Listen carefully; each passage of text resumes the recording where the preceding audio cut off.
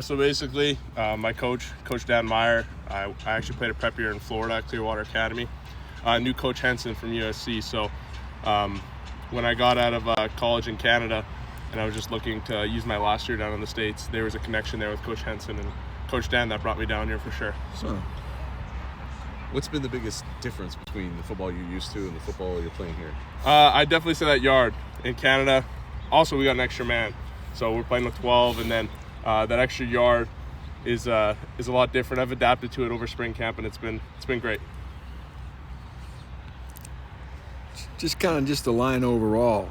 Kind of talk about its development and how you think it's coming together.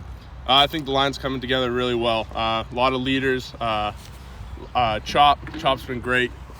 Came over from UNLV, and he's just been a good leader to me. And we were able to bounce stuff off each other and stuff like that. And meeting Ethan Trent, great guy, went on scholarship yesterday. I'm really happy for him. Hardworking guy. And then 2 tackles, Joey is just a absolute mauler. I love playing beside him. And then we got Bakeen on the right tackle, just athletic specimen for sure. We talked to Ethan early in camp, and he said that your vocabulary was something he had to adapt to. Was that something you found that wasn't natural maybe for a lot of these guys? I might have a little bit of an accent. They say it compares a lot to the Minnesota accent, so I guess it's just accent and then a little lingo here and there. So, well, when you say you're from Canada to other people, what are the stereotypes you get the most? I definitely say the accent A, and then just my overall talking about. They make fun of me for saying about like that. It's good though. It's a good little laugh we have. Did you play hockey? Yes, I started football in high school at St. Paul's High School down in Manitoba, and I played 10 years of hockey before that. So I played competitively hockey, and then actually my brother was in high school football at St. Paul's, and he's the one who kind of got me into football, and Coach Daynard. So it was an awesome move for me, and I think it was a good change. How about the season for the Winnipeg Jets? Yeah, they've been doing great. Actually, one of the guys on the team, they're playing Chicago tomorrow, so I'm excited for that game.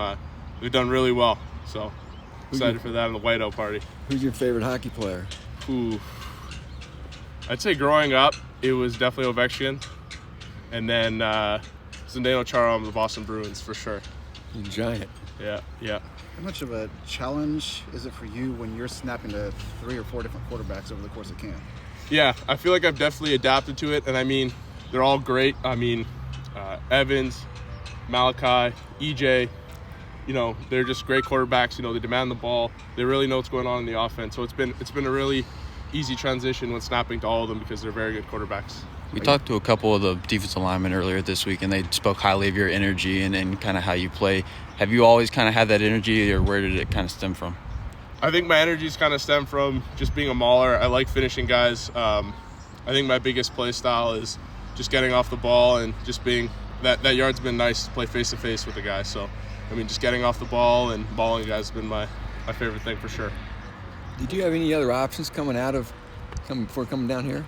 So I didn't really explore into the transfer portal at all. So it was just kind of word to mouth. I was talking to a couple other different schools just out there, but it was more FCS, and then group of 4 after I was kind of talking to Purdue and stuff. So, but I mean, I knew this was home as soon as when I came here. It was my first visit, and I knew as soon as when I met the whole coaching staff, Coach Odom, Coach Henson, Coach Weiss, it was just instant like this, and then it was easy decision from there.